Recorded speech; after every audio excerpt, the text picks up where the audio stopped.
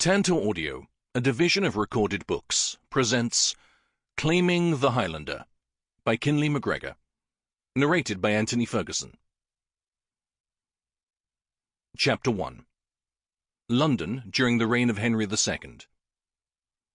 Handsome as sin and more dangerous than the devil himself, Braden McAllister had but one affliction in life. He adored all women. At 25 years, he had claimed more hearts than anyone could count, and charmed more women than there were stars in the heavens. It was said that on the hour of his birth, the midwife had been enthralled by the newborn's playful air. The woman, who had helped bring over 80 wee bairns into the world, had instantly proclaimed Braden a bane to any lass foolish enough to give her heart over to one such as he. For the boy had the devil in him. 'Twas plain for any to see. Braden himself didn't know why women fascinated him so. He only knew that he adored them all. Young, old, single or married, beautiful or plain, it mattered not. For each woman possessed a special flame within her that he found irresistible, and in return, women were fascinated by him. Wherever he went, feminine heads came together with gasps and giggles as they relayed his reputation to each other. Those who knew his bedroom skills first-hand lauded it over those who only knew him by rumour. Braden always responded to the women he met with a roguish smile. Never was he too busy to stop along the way to pass a moment or two with a willing female. Indeed, he lived for the sensual, lived for the sound of soft feminine sighs of pleasure whispered in his ear as he revelled in the giving of pleasure to his lover. He could never consider himself well sated until his partner had found her own satisfaction at least 3 or 4 times. And Braden loved to be well sated. His family claimed it was a terrible addiction he had. For his life, he didn't know what it was about women that captivated him so. Perhaps it was the smell of them, the feel of their soft, supple limbs sliding against his naked skin. Nay, he decided, 'twas the taste of women he loved best. And right now he was surrounded by 3 women who were vying for his attention. The Ghent sisters. Well, only 2 of them were still from Ghent.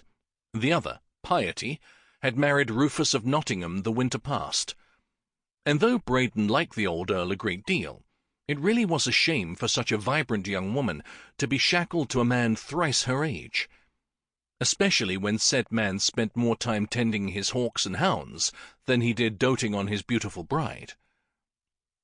Piety, in great contradiction to her name, had been making advances toward him ever since his arrival in England 3 months past to visit with his brother, and swear homage for his English lands to King Henry II. Ever one to avoid unpleasantness with the English when he could, Braden had deftly sidestepped the young woman's seductive contrivances and machinations. When he had received a letter earlier that day from Rufus requesting his presence to talk over some Scottish lands the Earl was thinking of selling, Braden had thought little of it, until he had arrived to find the 3 women in residence while the Earl and his brothers had departed that very morning for France. Braden's first inclination had been to leave. But what mere mortal man could refuse such fruits of heaven when they were literally laid bare before him?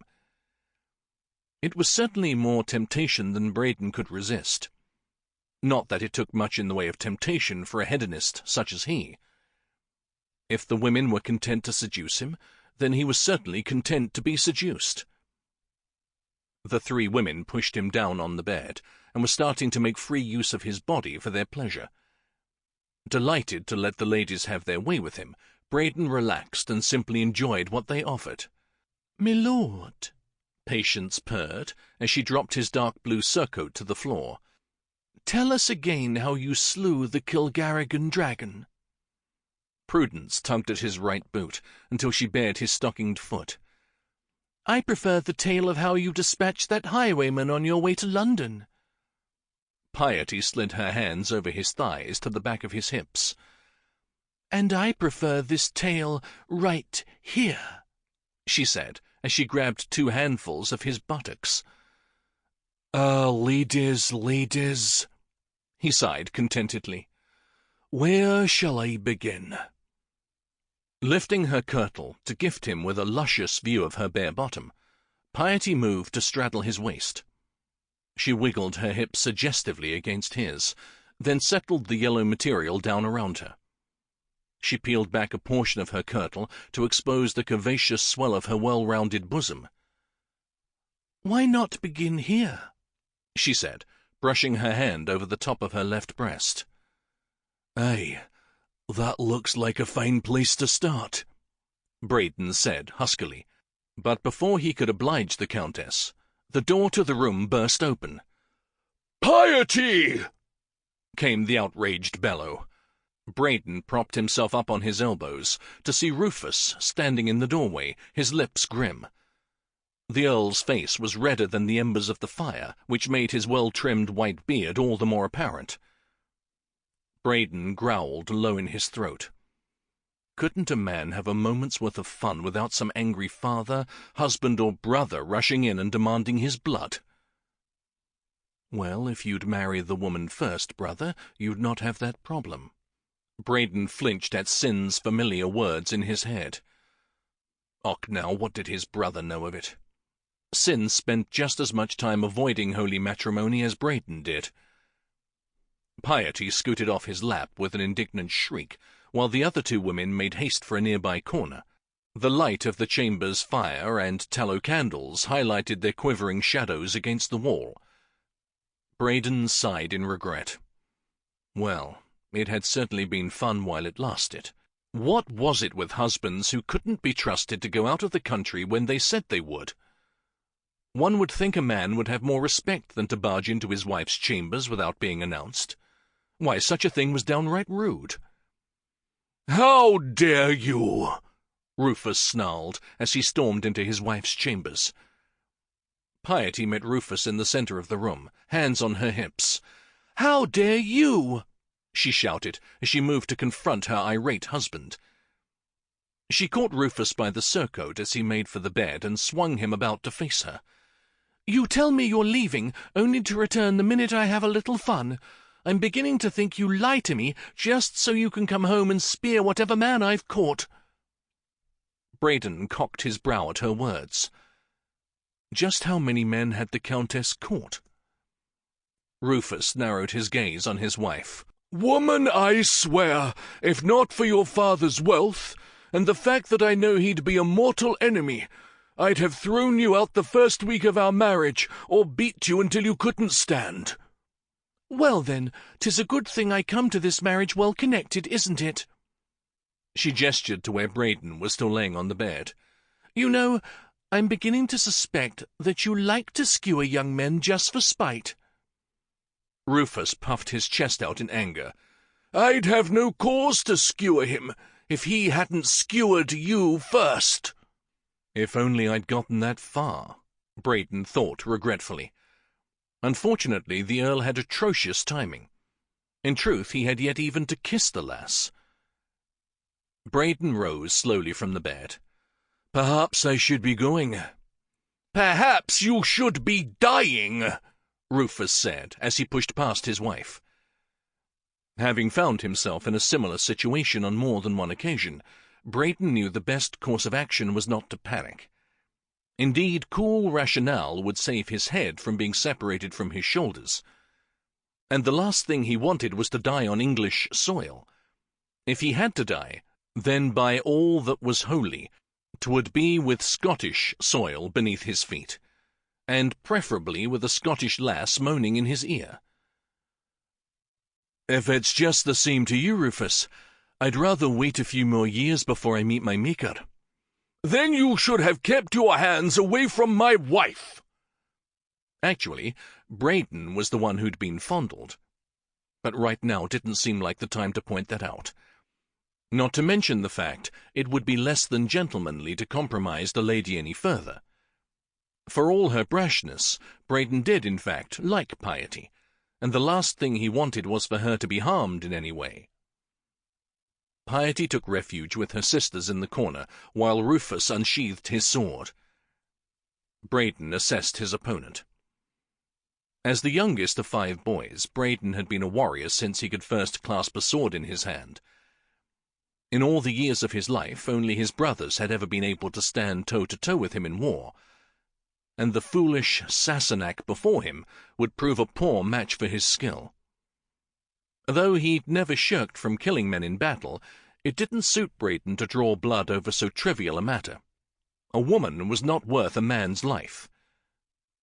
Now, if he could only convince the Earl of that fact. Braden spread his arms wide. "Now be reasonable, Rufus. You don't really want to fight me." "Not fight you, you backward Highland barbarian? After what you were doing? I'll see you in hell where you belong, you primitive unholy dog." Braden stifled his laughter. How charming. Insults. Too bad the man hadn't had more practice. Braden's elder brothers could well tutor him in ways to draw blood with the tongue. "Can we not be mature about this?" Braden asked the Earl. "Mature, you boiled-brained fustelarian?" Rufus choked. Then, without warning, Rufus lunged with the sword. Braden sidestepped him easily enough, but since the point of the sword whistled just inches away from his throat, he decided it was definitely time he parted company with the Earl. "Come now, Rufus," Braden said in an effort to distract the man from the fact he was inching toward the open doors of the balcony. "You know you're no match for me. I could fight a dozen men such as yourself." Rufus pulled back with a speculative smile. "'Tis good, then, that I have brought my 3 brothers." Said brothers chose just that moment to enter the room and unsheathe their swords. You just had to say that, didn't you? Braden thought wryly. Braden paused as he summed up his new opposition. None of them could possibly be younger than 20. Still, by the way they held their swords, he could see these were trained knights, and not dandies out to pay scutage to their English king for their service. These men had battled much and still trained for war. Not that it truly mattered, for he wasn't afraid of mere knights. There would never be a day when such could ever lay low a Highlander. But Braden wasn't a fool, and 4 trained knights against 1 half-dressed, unarmed Highlander were not the odds on which he was used to wagering. He decided to play to the Earl's good English breeding. "These odds really aren't very sporting." "Neither is cuckolding." Well, so much for sport. Again Rufus lunged. Braden grabbed a pillow from the bed and deflected the blade with it. Jumping to the bed, he rolled across the mattress as Rufus brought the sword down for his shoulder. Rufus's blade missed by a hair and tangled with the drapes of the bed. Braden came to his feet on the opposite side and glanced to where the Earl's brothers were moving in. "Braden!" Dropping the pillow, he turned to see Prudence in her corner, holding his sword. Kissing the hilt of it, she tossed it to him. Braden caught it by the hilt and thanked her an instant before one of the Earl's brothers charged him. He deflected the man's blow with ease and twisted out of the corner. Before he could make his way to the balcony, he was set upon by all of them at once. Braden made a good showing, but with 1 boot on and 1 boot off, his hop-along stance made it rather difficult to keep up. Damn the English for their strange clothing. At home he'd never been bothered by these uncomfortable boots, or so many other articles of clothing. To think they called his beloved Scots brethren backward. At least in the Highlands a man knew how to dress for convenience and health, and, most importantly, for unexpected trysts. As they fought, the Earl lost his balance and stumbled, giving Braden the chance he needed to escape without shedding English blood. Twisting against the wall, Braden cut the cord to the chandelier. The Earl and his brothers dashed apart as it crashed down, scattering tapers about the room. While they rushed about stamping out the small fires, Braden ran to where the 3 women were huddled in the corner. He grabbed his supertunic from Patience, his boot from Prudence, and his cloak from Piety. "Adieu, my fair ladies," he said with a smile, touching Piety lightly on the cheek in a gentle caress. "If you ever venture to Scotland." He looked at the men who were heading back toward him. "Leave the husbands at home." With that, he rushed through the open door to the balcony and jumped gracefully to the courtyard below. He gazed up at the balcony to see the three women looking down at him. "Remember us fondly," Prudence called as she waved her hand delicately. "Always, my loves," he said, smiling. Braden blew them a quick kiss, then pulled on his boot and made for the stable. He had little time to make his exit before the Earl and his brothers would be after him. Not that he was afraid of them, far from it. He really could have killed them all, but therein lay the problem. He refused to kill a man over a dalliance. Women were fun. They were his raison d'être.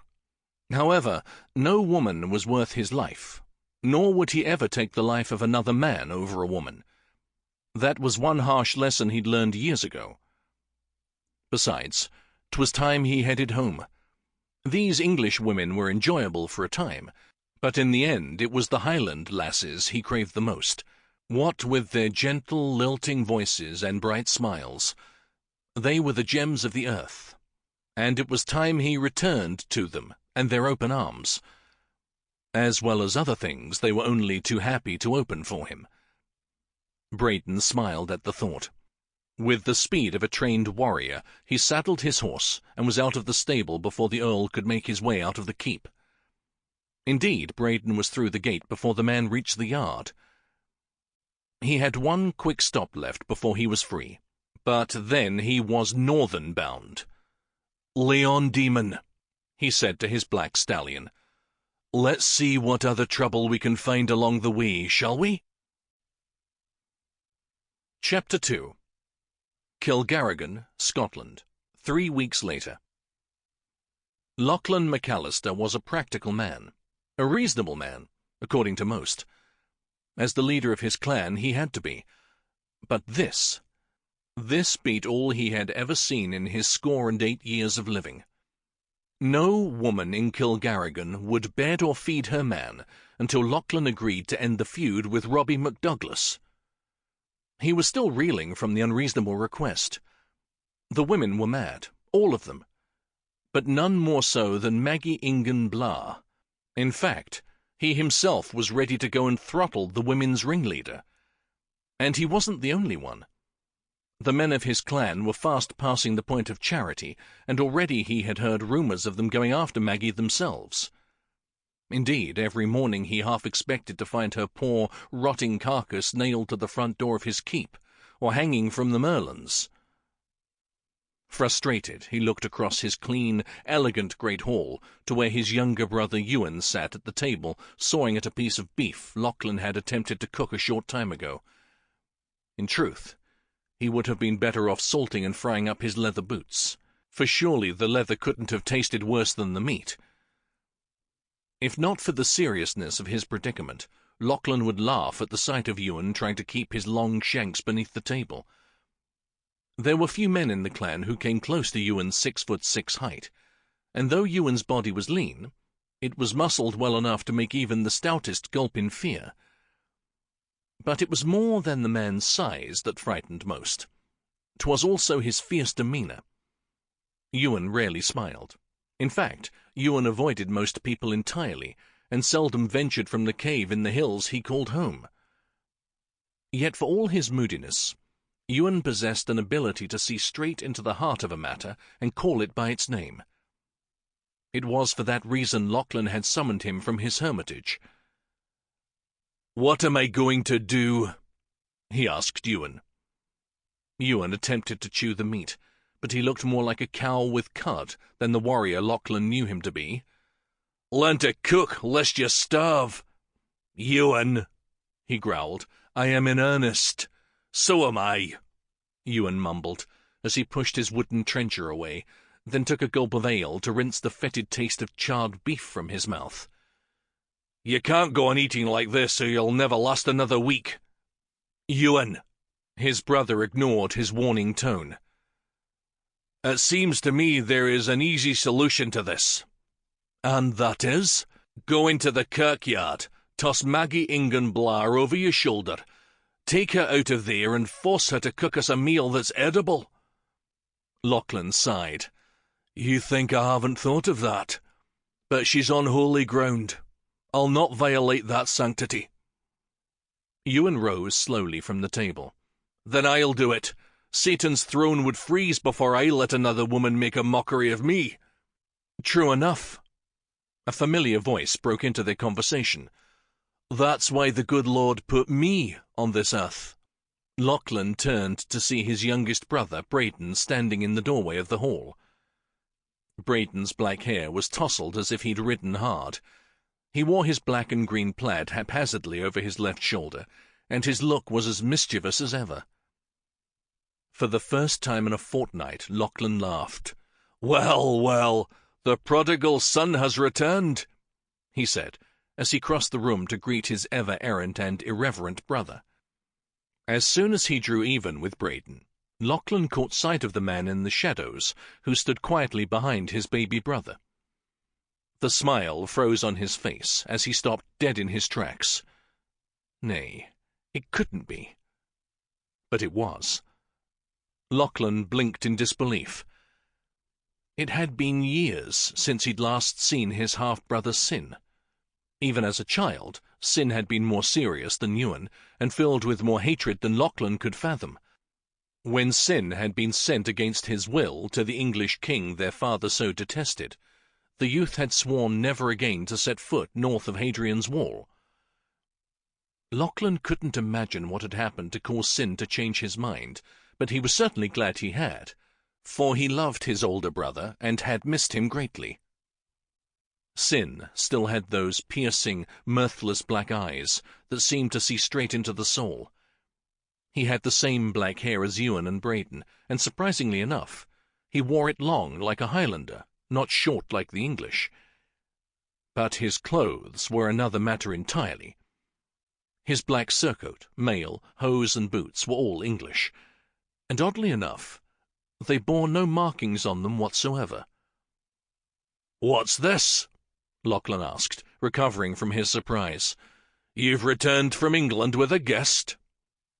He extended his arm to Sin, who stared at it a full minute before shaking it. Lachlan clapped him on the back. "'Tis good to see you, my braher. It's been far too long." Sin's taut features softened a degree, and it was only then Lachlan realized just how uncertain Sin had been of his reception. "I was afraid to let Brayden come alone," Sin said as he removed his arm from Lachlan's. "After the number of close calls he had in England, I feared he'd never make it home before some poor husband or father speared him." Ewan gave a shout as he recognized Sin. Crossing the room, he grabbed him up into a bear hug. Sin bristled in the hold. "Put me down, you big, ugly beard." "So," Ewan said as he set Sin back on his feet, "you do remember your heritage? With those clothes on your back, I wasn't sure if you were my big brother come home, or another of Brayden's conquests." As always, Brayden took the ribbing in stride, but Sin's look turned murderous. "Speaking of conquests," Brayden inserted, "where are the women? I've yet to see a single one since I crossed into McAllister lands." "Nay," Ewan gasped as he turned to face Brayden. "Can it be Brayden's made it a whole hour without a woman? Quick, Lachlan, send for a healer afore he collapses from the stress of celibacy." Brayden clucked his tongue. "Now that's no joking matter. It's not good for a man to go too long without a woman. His juices back up, and before you know it, he turns into a soured, ill-tempered beastie." Brayden's eyes widened as he regarded Ewan. "So that's what happened to you? Come," he said, draping an arm over Ewan's shoulders. "We'd best find you a woman quickly before you get any worse." His lips curling into a grimace, Ewan knocked Brayden's arm off his shoulder. "Would you stop with your foolishness?" He turned to Sin. "You'd best take him back to England before I run him through." Lachlan ignored their almost routine bantering. Ewan and Brayton couldn't communicate with each other unless they were exchanging insults. Lachlan looked to Sin. "I'm glad you came home. 'Tis been far too long since you last ventured to the Highlands." Sin nodded. "You, Kieran, Brayton and Ewan are all I ever missed from this God-forsaken place. No offence, but I much prefer English luxury to this rough existence." "Spoken like a true Sassenach," Ewan said, his lip curled in repugnance. Sin's eyes narrowed at the insult. "Enough," Lachlan intervened before Sin could respond. Sin had never been the type one taunted with impunity, and the last thing he wanted was any more blood spilled between his brothers. Regardless of the past and all the words spoken in anger, Sin was always welcome in his home. "There will be no insults here," Lachlan said to Ewan, his voice stern. "At least not against Sin. Brayton, on the other hand, you may feel free to attack." "Och, now," Brayton bristled. "Where's your brotherly love?"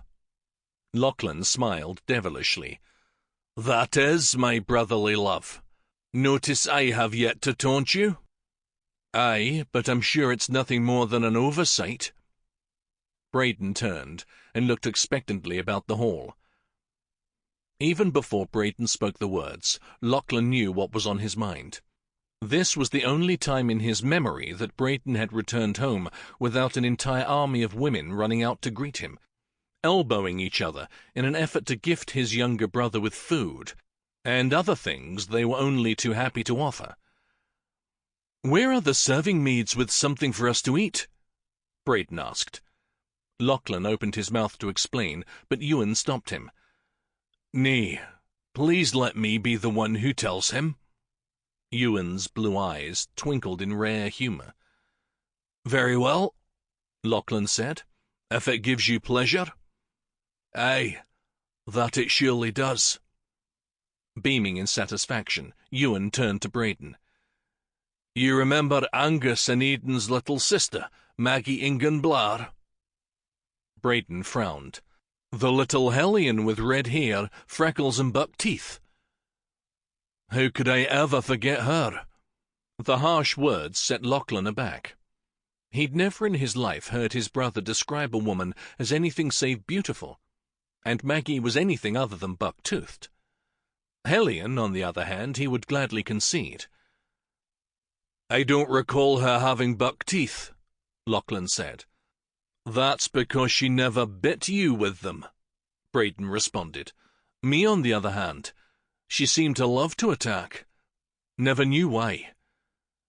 "Must have been your charming personality," Sin said dryly. Ewan threw his hands up and stepped in front of Brayton. "Do you mind? I'd like to stay on the point." He glared meaningfully first at Lachlan, then at Sin. "Seize the moment," Lachlan said. "Thank you." Ewan placed a hand on each of Brayton's shoulders so as to savour his reaction. "Anyway, Maggie, whether she has buck teeth or not." He glared at Lachlan in warning before turning back to face Brayton. "Has led all the lasses into hiding." Brayton's frown deepened. "Hiding from what?" "From us, wicked, lustful men." Brayton stared blankly at Ewan as the full, horrific impact of the words dawned on him. "Surely you jest." Brayton looked to Lachlan for verification. "He jests?" "Nay," Lachlan sighed. "He's telling the truth. It seems the women have decided that I must put a stop to the feud against the MacDouglas, or else they'll serve us no more." "In any capacity," Ewan added for effect. Brayton's face actually paled as he stepped away from Ewan. He reached out and grabbed a handful of Sin's cloak. "By Satan's hairy toes, Sin, it appears I've died and gone to hell." Sin snorted. "Guess again, little brother. 'Tis too cold here to be hell." Brayton shook his head in disbelief. Then a dark look came over him as he faced Lachlan. "All right." Sample complete. Ready to continue?